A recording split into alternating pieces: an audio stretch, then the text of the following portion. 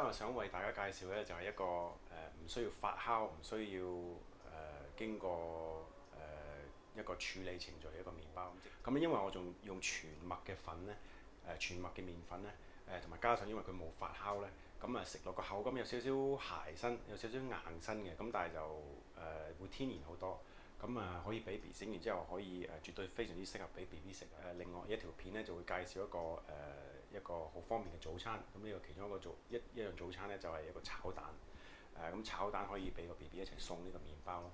咁當然 BB 一次過食嘅就有限嘅。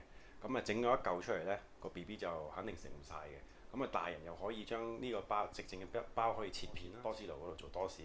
又或者晏晝如果翻嚟啊，肚餓啦，咁你可以將個麵包切片，跟住之後就擺啲topping 上去啦，譬如番茄啊、芝士啊、青瓜啊、同埋鷹嘴豆蓉啊咁之類啲咁嘢，所以係一舉兩得嘅呢個包，大人細路全家都可以食得。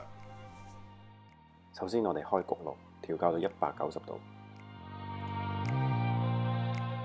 ，175克全麥麵粉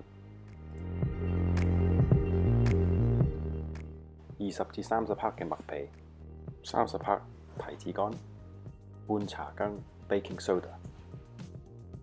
另外一個容器入邊準備150毫升嘅天然乳酪或者係 buttermilk， 打隻雞蛋入去攪勻，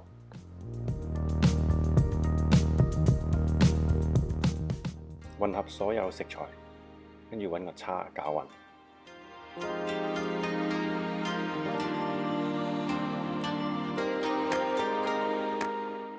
然後揾手搓成一個球狀嘅麵粉團，